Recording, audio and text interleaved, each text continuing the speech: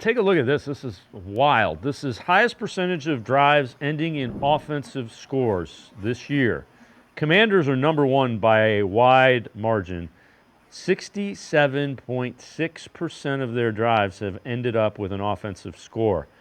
You look at the bottom half of it, the Browns are ahead of only the Dolphins, 23.9%. So it's telling you why people are looking at this and saying, it kind of favors the Commanders. When you look at this matchup, Jacob, what are some of the key things the Browns need to do to get a win? They need a win. I've said it Yes. earlier in the show. The difference between 1-4 and 2-3, it's much, much, much bigger. Because at 1-4, you're taking on water. Yeah, and if you can get to 2-3 with the possibility of Nick Chubb a week or two from now, that is a whole different ballgame than 1-4 because you're in striking distance. There's only 4 AFC teams that have winning records going into this week. So if you can keep yourself in striking distance around 500, I think you got a pretty good shot with these guys coming back. I just think you got to play smart and efficient football. I know I sound like a broken record and everybody else does, but it's like we just talked about, Dave, those little things. You can't turn the ball over. This is a team that has not the Commanders defense doesn't have a single interception this year. So you've got an ability to go out there. This is a matchup you should win throwing the ball. They cannot stop the run. They're just not a very good defensive unit.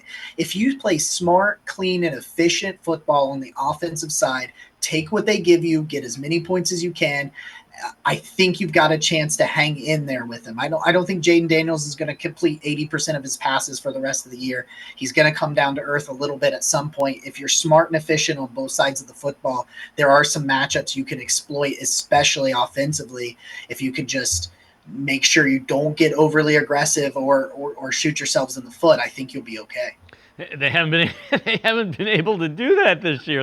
I don't Yeah. mean to be nasty and laugh, but they haven't been able to play. How big of a Yep. how big of a lift do you think David Njoku would give him? I mean, that's a guy.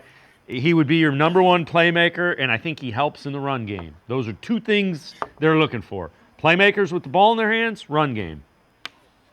Yeah, I think he's like the perfect reinforcement for what they're doing wrong. We talked about Jaden Daniels getting the ball out of his hands quickly and allowing his guys to do something. That's where David Njoku does most of his damage. He kind of leaks out on a late route. He starts blocking, then just kind of leaks out to the flat. You throw it to him, let him take a 3-yard, a 1-yard pass, 7 or 8 yards downfield. They're so bad on third down because when they get to third down, they've almost always had a penalty or a negative play or some situation where it becomes these third and longs where they just don't have much of a legitimate shot to convert on a lot of these things. And I think David Njoku changes that. He can be an early down guy to get you in third and short.